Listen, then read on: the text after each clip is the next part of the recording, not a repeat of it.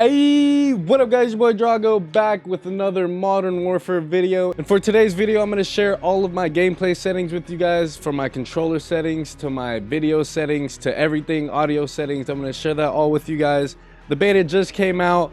If you guys didn't see my last video, it was my first game ever playing. If you guys haven't seen it, go check that out. But anyways, let's get into this video. So we got, for my button layout, and I'm on PS4, as you guys can see, we got button layout tactical. I like to play on tactical because I can crouch with the stick and I melee with circle. I like crouching with the stick because I used to drop shot a lot back in Modern Warfare 3. Not only do I use tactical, but I do flip my triggers. I shoot with R1, aim with L1 because that's how I've always played, and you could trigger finger like that a lot faster, unless you have trigger stoppers, and I guess it doesn't really matter, but that's how I do it. And you can flip your triggers by pressing square, as you can see right there on the screen. We got stick layout default, invert vertical look disabled, horizontal stick sensitivity 8, vertical stick 8. I used to play with my vertical 1 down. I might try it, just my first game I just had them both on 8.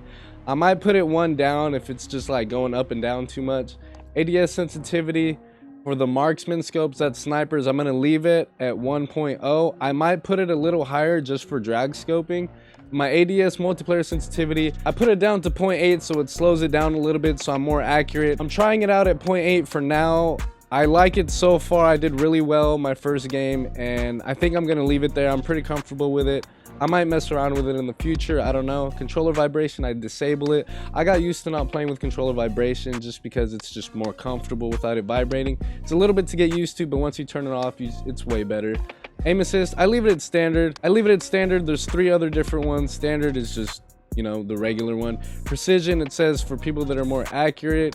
I might try it out, might mess with these settings, I really don't know. And the last one, focusing, it says for players new to analog aiming, and I'm not new to analog aiming. I've been playing PlayStation like my whole life. I'm just gonna leave it on standard. I don't really plan to change it at all. For aim response curve, I left it at standard. I really don't mess with that on any game I play. Apex Legends had the same thing. I honestly did not feel a difference on that game either, so I just left that at standard. Weapon mount activation, I just left that. I don't really use the weapon mount because I'm usually jumping around corners or sliding around corners. Aim out movement exit, I just enabled it, just left it alone because I don't use it anyways.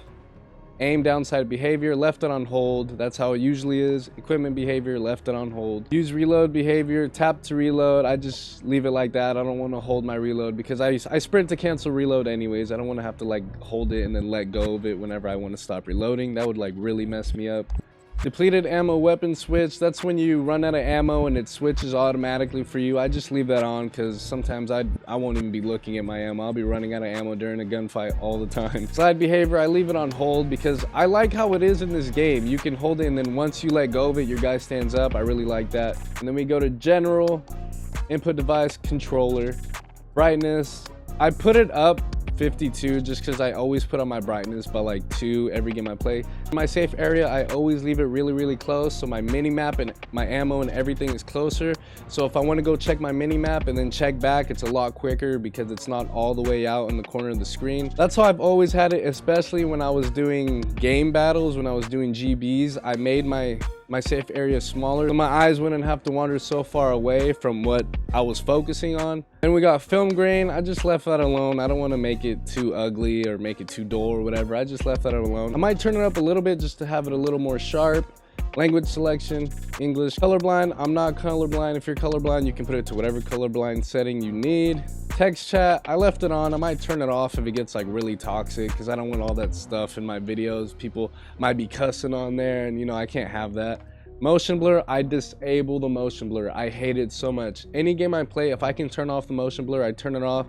Just because like whenever I turn around, I don't want it to be all blurry. You might miss something. I always turn it off. Weapon blur, same thing. I turn it off. It just annoys me. I just cannot play with it like that. Dismemberment, as you can see, enabled characters might get dismembered when shot by heavy rounds. That means that your arms, your limbs can come off. So if you don't want to see that, you can always turn it off, but it really doesn't bother me. We got audio mix. I picked headphones 1. That's one that I like the most. You can't really like compare that much with the music they have in the loadings. You can't really like compare it that much with the music they have in the title screen. It's kind of hard to compare the different audio mixes with the music they have in the menu, because it's not like, it's just really low. There's not really anything going on. But I picked headphones one. That's the one that I like the most. I left all my volumes the same: master volume, music volume, dialogue volume, effects volume, everything at 100. Juggernaut music, left it alone, because if there's a Juggernaut there, I want to know. Hit marker sound effect, left it at MW. Just, it's a new game, you know, play with the new hit markers. You can change it to classic if you want. I might try them both out, but I'm gonna leave it at Modern Warfare. And voice chat volume, just left that alone. I'm not really gonna change any of the audio unless I really need to. And we got account crossplay, left it alone. Display name tags, left it alone. This stuff doesn't really matter. But these are my settings for the new Call of Duty Modern Warfare. You guys can copy them if you want. You guys play differently than I do with button layouts and stuff. Whatever you guys want, but I prefer